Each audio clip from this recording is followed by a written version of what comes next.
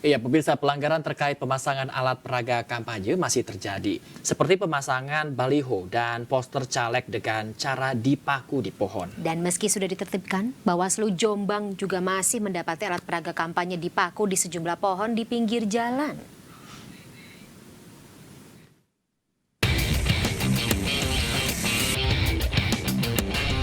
Bawaslu Kabupaten Jombang kembali mengingatkan seluruh peserta pemilu dan partai politik untuk tidak memasang alat peraga kampanye dengan cara dipaku di pohon. Sebelumnya Bawaslu Jombang telah menertibkan ribuan alat peraga kampanye yang melanggar aturan. Walau sudah diingatkan dan ditertibkan, para peserta pemilu kembali memaku alat peraga kampanye di pohon. Inventarisir ya, kita memberikan saran perbaikan ke peserta pemilu agar diperbaiki dulu. Setelah itu, ketika mereka tidak memperbaiki, baru kita melakukan penertiban. Bawaslu Jombang memastikan akan melakukan penertiban kepada siapapun yang melanggar aturan kampanye. Dari Jombang, Jawa Timur, Muhtar Bagus, iNews melaporkan.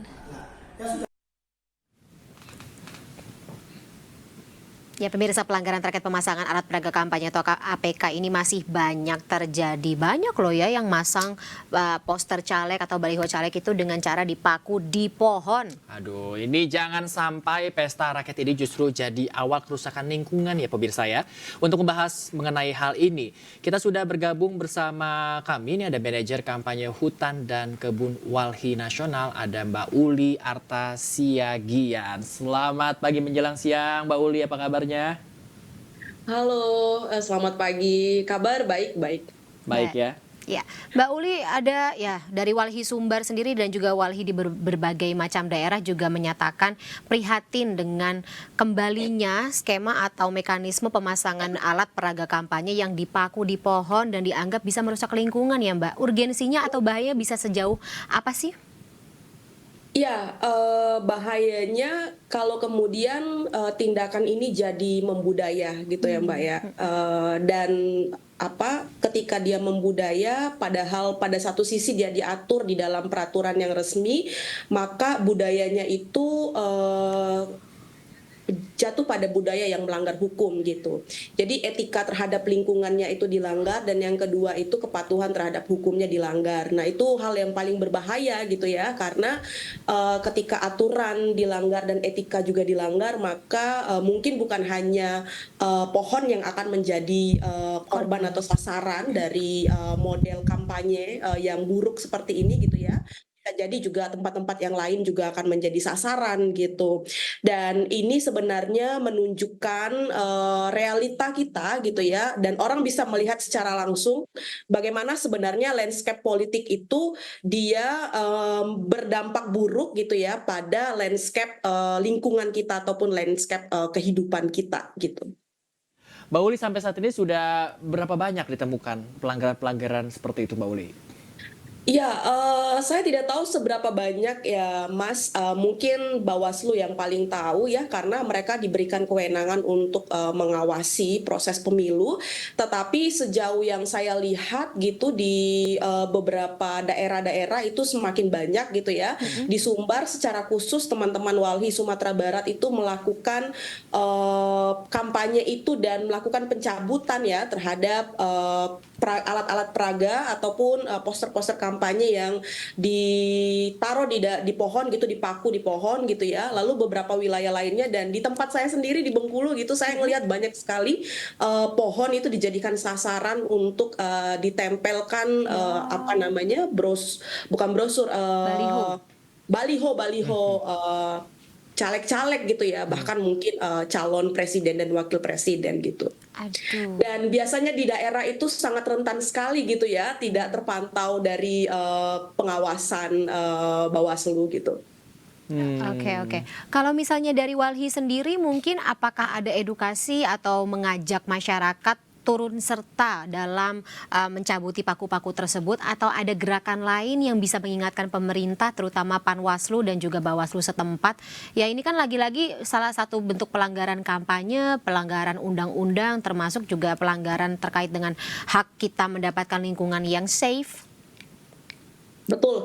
Iya, jadi yang paling pertama itu kan sebenarnya desakan atau himbauan yang Walhi lakukan itu kan tentu kepada Bawaslu ya Mbak ya, Iya. sebagai satu lembaga negara yang ditunjuk untuk melakukan pengawasan gitu. Jadi tanggung jawabnya itu diserahkan dulu kepada negara untuk memastikan bahwa aturan ini bisa ditegakkan gitu, dan siapapun yang melanggar itu dia harus mendapatkan sanksi dari pelanggaran yang dilakukan gitu. Jadi yang paling penting itu sebenarnya aparatur negara gitu ya, yang diberikan tugas untuk melakukan pengawasan itu punya perspektif lingkungan gitu. Di beberapa wilayah mungkin sudah muncul gitu ya tindakan-tindakan untuk mencabut baliho-baliho yang terpaku di pohon gitu. Tetapi ini harus dimasifkan lagi di seluruh wilayah gitu ya, bahkan di tempat-tempat di kampung-kampung yang terpencil sekalipun, yang susah untuk kemudian terekam atau terlihat gitu. Itu yang pertama. Yang kedua, menurut saya juga semua orang yang ikut dalam kontestasi politik tahun ini, bahkan mungkin tahun-tahun ke depannya, harus punya perspektif itu gitu ya. Bagaimana mungkin kita mau memilih pasangan ataupun orang-orang yang ikut dalam kontestasi, baik dia legislatif, kepala daerah, presiden dan wakil presiden sekalipun, kalau kemudian balihonya itu banyak terpaku di pohon-pohon, gimana kita mau melihat komitmen mereka terhadap lingkungan gitu ya, sedangkan hal terkecil itu saja masih dilakukan gitu. Nah, yang ketiga memang Walhi itu terjun langsung gitu ya bersama dengan beberapa kelompok-kelompok masyarakat ketika kemudian kita melakukan ekspedisi misalnya untuk melihat banyaknya baliho-baliho yang terpaku di pohon gitu, kayak apa yang dilakukan oleh Walhi Sumatera Barat gitu, dan melakukan kampanye di media sosial juga untuk memberitahukan dan menyebarluaskan kepada masyarakat bahwa ketika ada baliho caleg ataupun calon presiden dan wakil presiden yang terpaku di pohon, itu merupakan pelanggaran gitu ya, karena aturan PKPU sendiri tahun 2003 mengatur bahwa taman dan pepohonan itu adalah satu objek atau landscape yang dilarang untuk jadi tempat kampanye gitu. Nah, harapannya memang ketika masyarakat ngelihat gitu ya, ada baliho yang masih dipasang di pohon, dipaku, saya pikir tidak ada salahnya untuk mencabut itu gitu ya, karena itu adalah tindakan, apa yang dilakukan oleh tim yang memasang itu adalah tindakan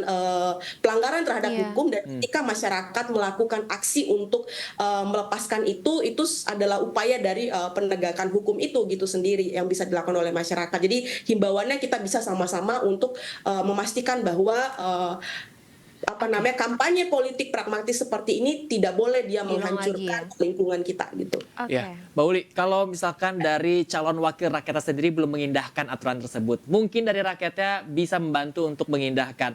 Lalu sebenarnya mungkin kita bisa edukasi Mbak Uli di iNews Today hari ini, apa sih dampak dari pohon yang dipaku tersebut untuk pohon itu sendiri? Seperti apa dampaknya? Iya, sebenarnya secara fisiologi pohon gitu ya Mas, ketika kemudian dia dipaku gitu ya, kemudian paku itu menempel dalam waktu yang cukup lama gitu, pasti dia akan sangat mempengaruhi siklus ya, fisiologi pohonnya.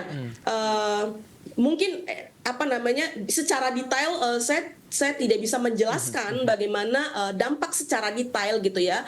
Tetapi ketika pohon itu semakin sering mengalami tadi ya dipaku gitu dan lain sebagainya, pasti dia akan mempengaruhi kualitas dari kehidupan pohon itu sendiri gitu ya. Nah, itu yang pertama. Nah, yang kedua juga secara estetika gitu ya dan etika gitu, bahwa ketika kita melakukan perusakan terhadap pohon dalam bentuk misalnya memaku gitu ya, itu kita melanggar hak pohon itu sendiri sebenarnya untuk bisa hidup dengan baik gitu. Artinya hak lingkungan untuk atau hak pohon untuk bisa bebas dari tindakan-tindakan yang merusak pohon itu sendiri, itu juga turut dilanggar gitu. Nah, itu hal yang paling bisa kita lihat gitu ya dari aksi-aksi ataupun pelanggaran-pelanggaran dengan memasang baliho dengan cara memaku gitu. Bayangkan kalau misalnya ada banyak baliho yang ketempel di satu pohon gitu ya, ataupun pohon yang masih ukurannya kecil gitu, yang masih mengalami pertumbuhan dalam waktu yang panjang, itu sangat menghambat proses dan kualitas kualitas dari hidup pohon itu sendiri gitu ya, yang kadang mungkin kita mikirnya sangat jauh sekali gitu ya. Ya pohon kan sebenarnya dia nggak apa-apa gitu kalau dipaku, ya enggak gitu. Pasti pohon itu alur tubuhnya itu sama kayak tubuh manusia. Ketika kemudian dia dimasukkan sesuatu dari luar yang kemudian itu bisa merusak kualitas ataupun situasi ketubuhannya atau pohon itu sendiri gitu ya, pasti dia akan berdampak buruk gitu. Dan sebenarnya kalau kita bicara mengenai estetika lingkungan sendiri juga tidak enak ya melihat pohon yang bisa tumbuh, bisa menjadi pelindung dari kondisi sekitar dirusak oleh keberadaan baliho-baliho yang tidak pada tempatnya ya, Bayu dan juga Mbak Uli. Baik. Mbak Uli, terima kasih banyak atas waktunya dalam My News Today hari ini. Salam sehat selalu ya Mbak ya, selamat menghabiskan akhir tahun kasih, berlibur Mbak di Uli. Bengkulu. Kita ketemu lagi dalam Makasih, kesempatan. Mbak Sampai Mas. jumpa. Sampai jumpa. Ya, yang perlu kita ingat bahwa pohon ini juga adalah makhluk hidup Benar, yang benar. harus dilindungi. Dan benar tadi kata Mbak Uli juga, kita anggap saya pohon seperti manusia. Karena memang selama ini juga kita berlindung dari tumbuhan-tumbuhan seperti pohon dan lain-lain yang memang benar juga kata Fani. Kalau misal kita ada polusi kan pohon-pohon itulah yang menurunkan kadar polusi di situasi sekitar kita dan kita tetap bisa hidup dengan sehat kan. Betul, dan secara estetika tadi bahasa Perancisnya elek. Elek.